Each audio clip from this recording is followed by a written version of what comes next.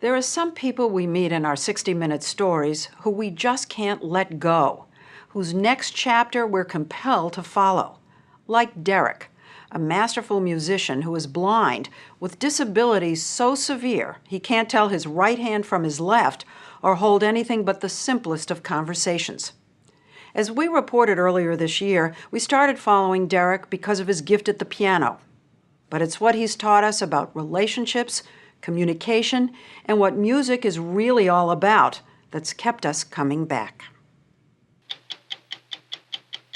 The story will continue in a moment.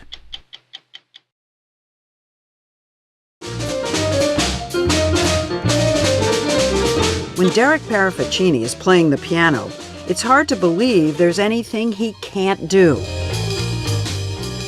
And yet, when you meet him away from the keyboard, as we first did in London 7 years ago, the contrast is shocking. Can you hold up 3 fingers for me? I can do that. Can you hold up 3? I don't know how to do it. You want me to show you 3? Yes, please, Okay. yes. Derek is a musical savant, blessed with an island of extreme talent in a sea of profound disability. Do you know how long you've been playing the piano? Was it about a year, wasn't it? Just a year ago? No. No, it wasn't. Derek, do you know how old you are? I don't know how old I am, no. Today, Derek is 31. He grew up in an upper-class British family, the nephew of Camilla Parker Bowles, now the Duchess of Cornwall. But none of that matters much to Derek. You're going to have pizza tonight. Yes, pepperoni. In New York, what do they have? Yeah, if I come next year, what do they have there? Derek was excited to show us the skills that make him so exceptional. His ability to instantly call up any piece of music he has ever heard, like YMCA. Can you play that one? Play YMCA.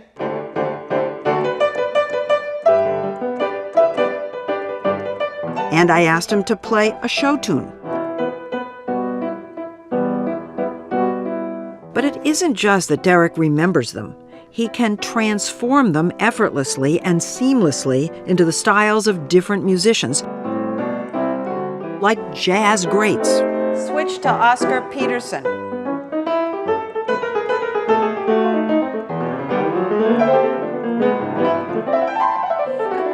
How's about Dave Brubeck?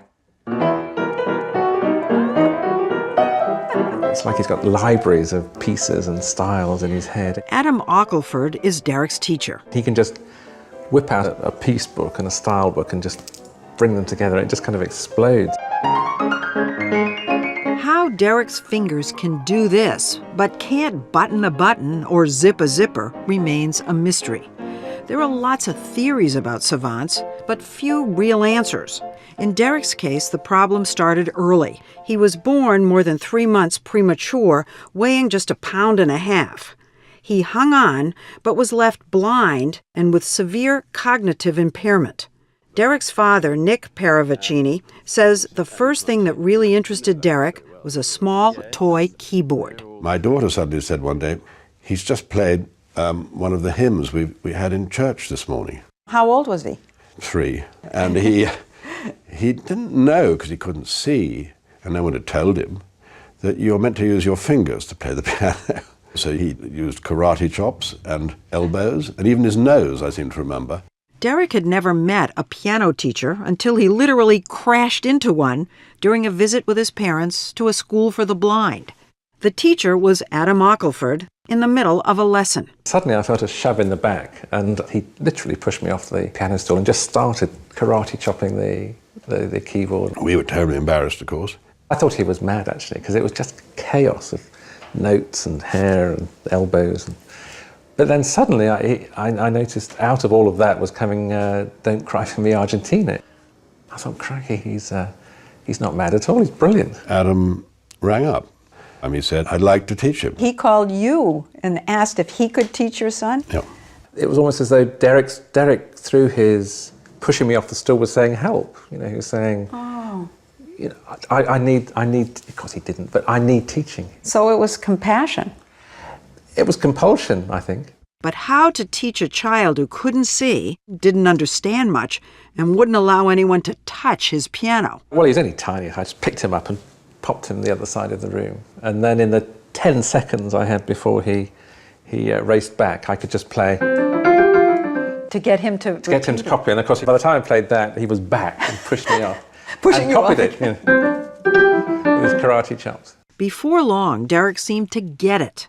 This was not someone trying to take away his precious piano. This was someone trying to reach him. I think suddenly it clicked that he could have a conversation in sound, and suddenly he just blossomed. So that ability to communicate was revelatory for him. Absolutely. From all this confusion that he must have experienced as a child, not understanding much language, suddenly here was a language that he could control, he could play with, he could dialogue.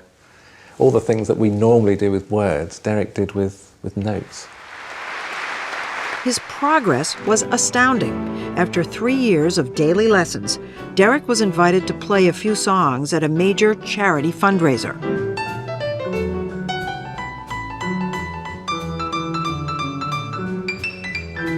It was there that Adam first saw the thrill Derek got from performing and from feeling the love of the crowd. When you're on a big stage, the applause hits you like a wave, and Derek just jumped up off his piano stool.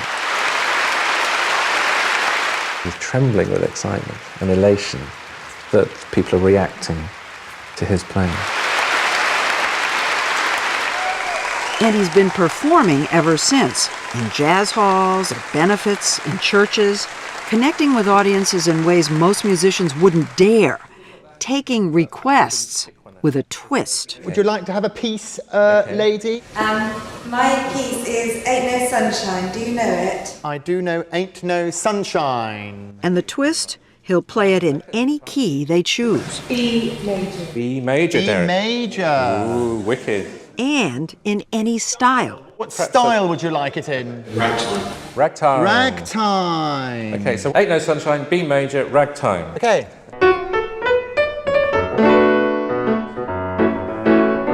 Remember, he had no idea what song would be chosen. No rehearsal. New key and new style. No problem.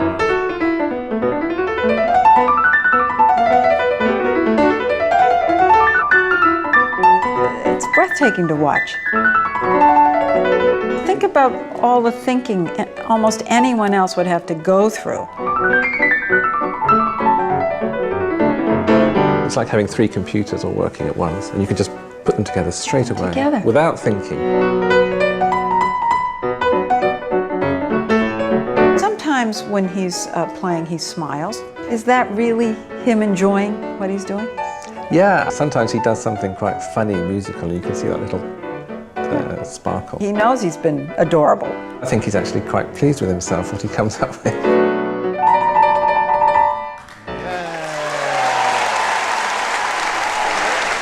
He loves people. Absolutely loves people. Bill! Hello, Bill! He loves meeting people, and then he wants to know when he's going to meet them again. Can I come and stay with you, Marion? Yes, you can. Of course you can.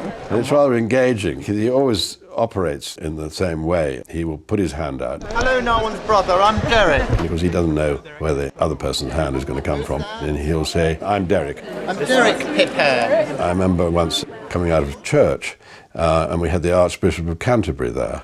Oh. Yes. And I said, "You're going to now meet the Archbishop of Canterbury." Of course, Derek said, "Hello, I'm Derek. Hello, Archbishop of Canterbury." It's very engaging, though. Of course, the Archbishop loved it. See you on Friday, Kelly. Derek's an extraordinarily warm person. To be honest, if he was just a musical computer, he wouldn't be that interesting. But his real love is actually people, and music is his way to get to people. Hi, Florence. Derek. And to help people. Now, understand that he's actually begun to work with older people. My old man's a dustman. As people get older and they start to lose some memories and language, music remains.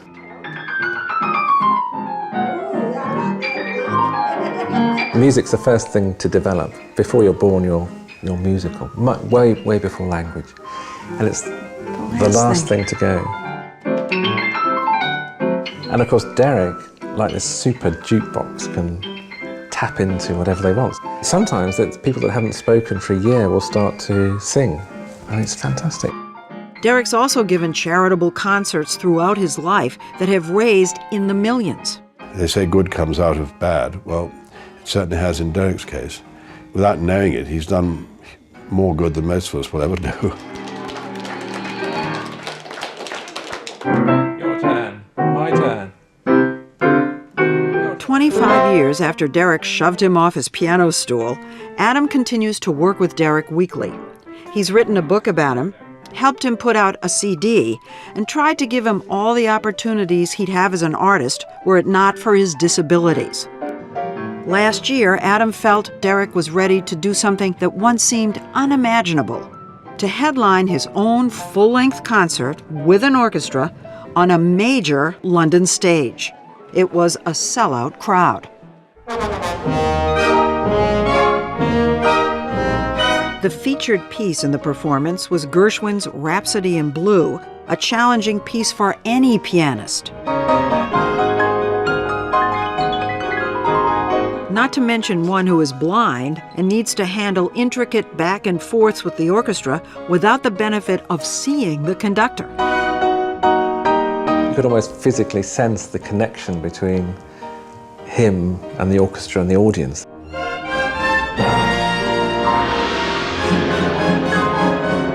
The immense musicality and the power of his musical communication was just fantastic. And you think he's aware of that? I think Derek's learning about emotion through music, which of course is the reverse way round for most of us. And as we have discovered with Derek, there's always something more. Tonight he was performer and, with a little help from the audience, composer. First note. A C. Second note. A B flat. Derek offered to create an original piece of music on the spot from 3 notes called out at random. So we've got C, B flat, F sharp. F sharp. You do blues on that? Can do a blues on that.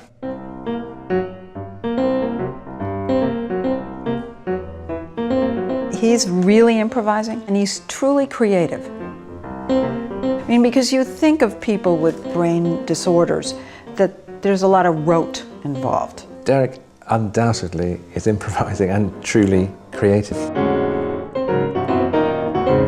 What's happened in the last 5 or 6 years is that his authentic voice has come through.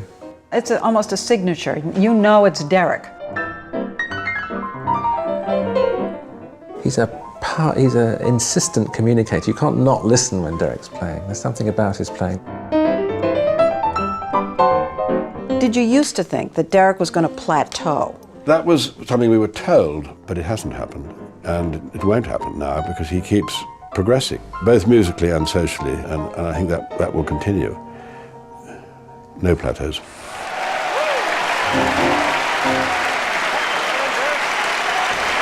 And before leaving Derek, we had a request for our own encore, something he would compose just for 60 minutes. What if we called it the Tick, Tick, Tick Derek Boogie? How's We that? can call it the Tick, Tick, Tick Derek Boogie, yeah! All right, well, let's play it.